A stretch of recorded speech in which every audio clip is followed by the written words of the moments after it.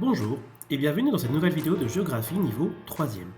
L'objectif de celle-ci est d'introduire le nouveau thème G1, la France et l'Europe dans le monde, dans laquelle va se trouver deux séquences.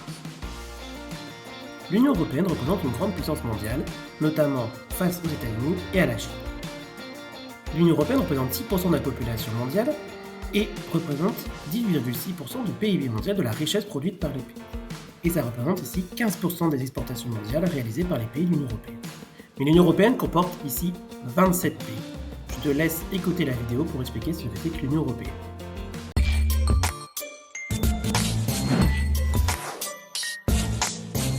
L'Union européenne est d'abord un espace où les peuples ont décidé de vivre en paix.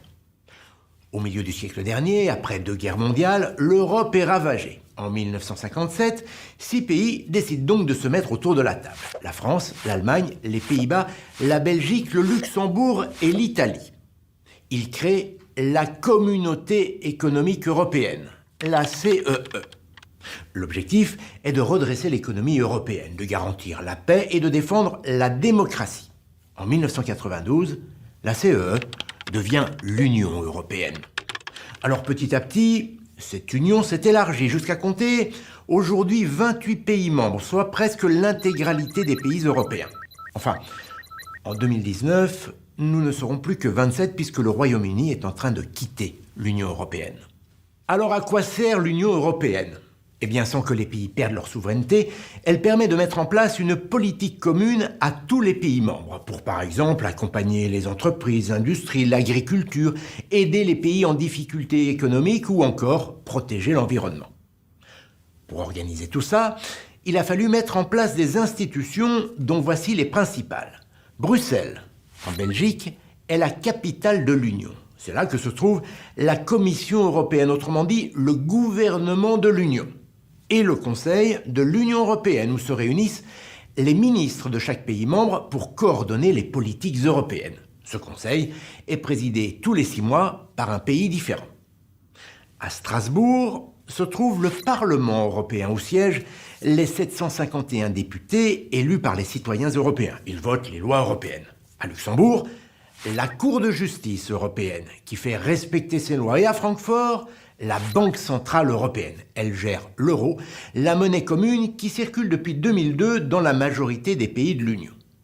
Toutes ces institutions s'occupent notamment de régir ce que l'on appelle le marché commun.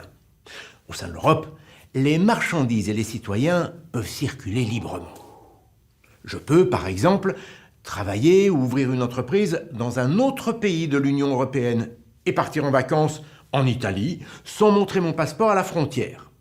Grâce à ce marché commun, l'Union européenne est devenue la première puissance économique mondiale. Et ce sont ses intérêts économiques qui sont les garants de la paix en Europe.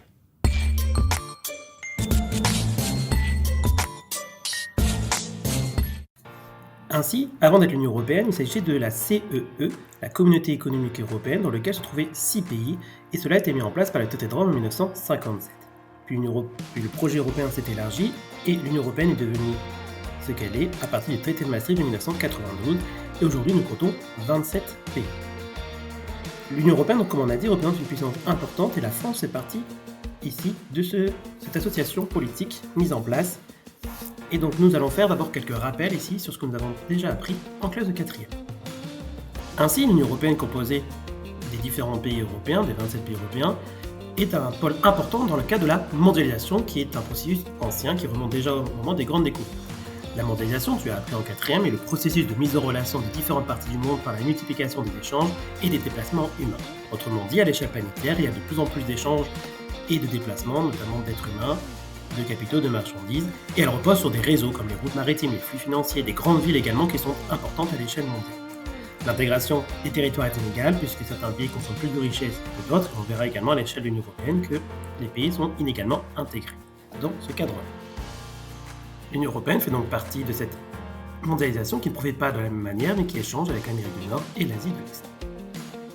Et aussi, tu as appris que le monde était maritimisé, c'est-à-dire que 80% des échanges passent par voie maritime. Dès lors, l'Union européenne doit s'appuyer sur les mers et océans justement pour échanger, dans le cas notamment des ZIP, des zones industrielles portuaires, et dans le cadre de la littoralisation des activités. Et après, Dans le cadre de cette mondialisation des échanges et de la concurrence, notamment de l'Union européenne et de la France vis-à-vis d'autres pays, notamment comme les États-Unis et la Chine, quelle est la place ici de la France et de l'Union européenne dans le monde? Comment s'intègrent-elles au réseau de la mondialisation? Comment sont-ils les espaces de puissance, mais aussi quelles sont leurs limites? C'est ce que nous allons apprendre dans la nouvelle séquence.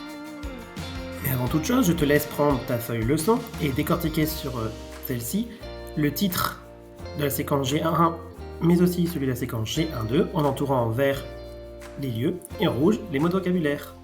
Bon courage!